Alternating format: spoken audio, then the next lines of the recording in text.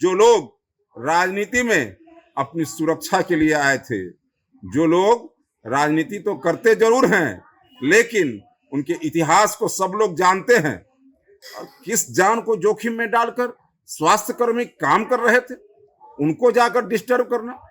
ये लोग तो अपने मुकदमों का मैनेजमेंट ठीक ढंग से करते हैं, पता नहीं कैसे ये मुकदमा छूट गया था।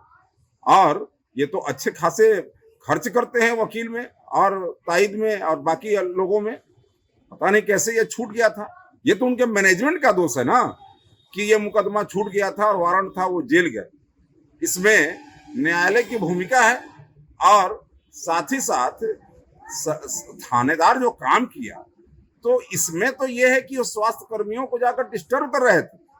सवाल उठता है कि जिस विकट परिस्थिति में, यह जानते हुए कि हम कोरोना के मरीज के पास जा रहे हैं, आज के समय में कोई कोरोना के मरीज के आसपास नहीं पटकता है, स्वास्थ्यकर्मी हमारे काम कर रहे हैं, तो वहां जो प्रोटोकॉल है, वहां जो नियमावली है, उसका पालन करना चाहिए। आप एक जनप्रतिनिधि रह चुके हैं, तो सवाल उठता है कि आपको कौन समझाए। आप तो खुद जो है जनप्रतिनिधि रह चुके हैं, इसलिए क्या करना चाहिए क्या नहीं करना चाहिए, सेवा का काम करिए, इसमें कहीं कोई दो मत नहीं है, दो राय नहीं है। लेकिन ये किसने अधिकार दे दिया कि आप कहीं जाकर के छापा मार सकते हैं? कौन सा मजिस्ट्रेट था, कौन पुलिस थी? इसलिए मैं आपसे विनती करना चाहता हूं कि भाई, सेवा करने वाले ढोल नहीं पीटते हैं, सेवा करते हैं। सैकड़ों हजारों लोग आज सेवा कर रहे हैं, उन्हीं की सेवा के बदौलत हम इस संकट से निकलने भी वाले हैं। लेकिन इस प्रकार से राजनीति के अंदर दिखावा करना, और ऐसे लोग जिनका इतिहास भूगोल पूरे बिहार और देश की जनता जानती है, एक जन सेवक तक का मामला अभी उनके ऊपर चल रहा है, और वैसे लोग जरा, मैं ये जरूर कहना चाहूंगा कि वो लोग थोड़ा ठीक से, हाँ ठीक से, लेकिन राजीव प्रताप रूड़ी जी जो जनता की सेवा कर रहे हैं, उसे भी लोग देख रहे हैं और उससे कोई इनकार नहीं कर सकता है। सारण की जनता आज जिस प्रकार से उनके सेवा से अभिभूत है, जिस प्रकार से उनके चलाए गए कार्यों को देख रही है, सारण की जनता समय आने पर सबको जवाब देगी।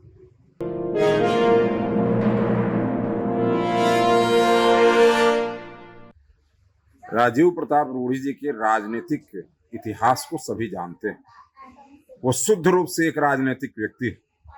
अपनी सुरक्षा के लिए राजनीति में नहीं आए, उन्होंने राजनीति को अपना धर्म समझ के, अपना कर्म समझ करके राजनीति को उन्होंने स्वीकार किया, और आज वो राजनीति के अंदर काम कर रहे हैं। लगातार सारण की जनता उन्हें प्यार दे रही है। जहां तक एम्बुलेंस का मामला है, उन्होंने स्पष्ट कर दिया है, कई तरह की तकनीकी आवश्यकताएं थी जो पूरी नहीं हुई थी, इसलिए वो एम्बुलेंस वहां लगे हुए थे। लेकिन 56 एम्बुलेंस अभी काम कर रहे थे, हजारों मरीजों को उन एम्बुलेंस ने ढोया था। ये भी बात तो सत्य है। और जितने मरीजों की सेवा और जितने लोगों की सेवा राजीव प्रताप रूड़ी जी ने किया है, उन्होंने ढोल नहीं पीटा। और सेवा करने वाले लोग प्रेस को लेकर जाकर नहीं सेवा करते हैं। सैकड़ों हजारों लोग हैं जो अभी बिहार के अंदर सेवा कर रहे हैं, और पब्लिसिटी के लिए नहीं कर रहे हैं, सेवा करने के लिए कर रहे हैं। एक एक गांव में बीजेपी का कार्यकर्ता घूम घूम करके लोगों के दुख दर्द को दूर करने का प्रयास कर रहा है।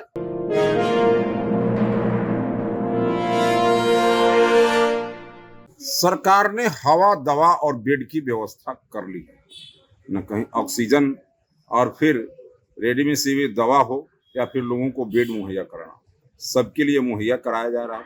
गांव में ये संक्रमण तेजी से फैल रहा है, तो गांव में भी सरकार व्यवस्था कर रही है। अनुमंडल अस्पतालों में, पीएचसी में, सभी जगह पर जहां जहां संभव है वहां व्यवस्था भी कर रही है। ऑक्सीजन की भी व्यवस्था हो रही है। लगातार केंद्र सरकार राज्य सरकार को ऑक्सीजन के मामले में, दवा के मामले में सहयोग कर रही है।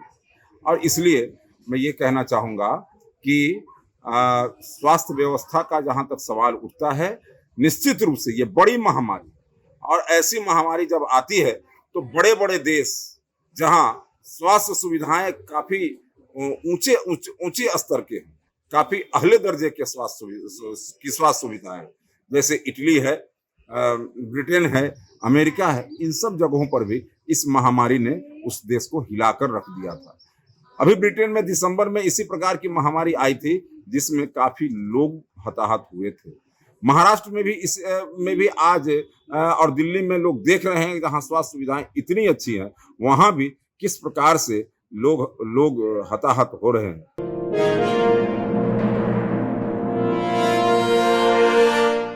वैक्सीन के मामले में राज्य सरकार और केंद्र सरकार दोनों ही काफ़ी गंभीर है और देश के अंदर और बिहार के अंदर एक एक व्यक्ति को वैक्सीन लग जाए, इसके प्रयास में लगी हुई है।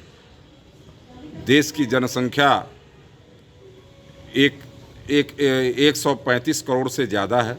बिहार की भी जनसंख्या आप जानते हैं। अब इन सब लोगों को वैक्सीन देना है और जहाँ तक ये जनसंख्या का सवाल है, 80 देशों के बराबर अकेला भारत एक देश है और सबसे तेज वैक्सीनेशन देश के अंदर हुआ है। बिहार भी काफ़ी तेज़ी से वैक्सीनेशन किया है, लेकिन जिन लोगों को वैक्सीन नहीं मिला है उनको भी वैक्सीन मिलना है और इसलिए केंद्र सरकार भी देगी और ग्लोबल टेंडर भी इसका विकल्प है और दोनों ही विकल्प के रास्ते में सरकार आगे बढ़ रही है और एक एक व्यक्ति को वैक्सीन लग जाए, इस प्रयास में लगी हुई है सरकार इस दिशा में काम कर रही है।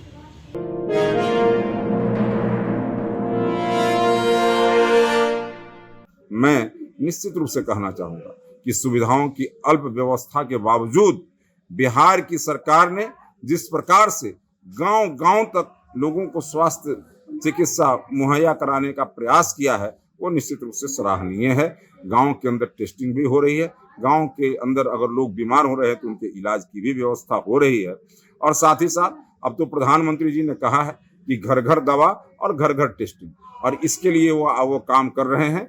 ये काम आगे चलने वाला है कि घर घर किट भी पहुंचे और घर घर टेस्टिंग भी हो, और इस दिशा में सरकार काम कर रही है। निश्चित रूप से बिहार की सरकार और केंद्र की सरकार मिलकर के जिस प्रकार से काम कर रही है, जिस प्रकार से जन सहयोग मिल रहा है, जिस प्रकार से कई गैर राजनीतिक संगठन आज और गैर सरकारी संगठन आज सेवा कार्य में लगे हुए हैं, निश्चित रूप से आने वाले समय में हम इस महामारी से मुक्ति पालेंगे।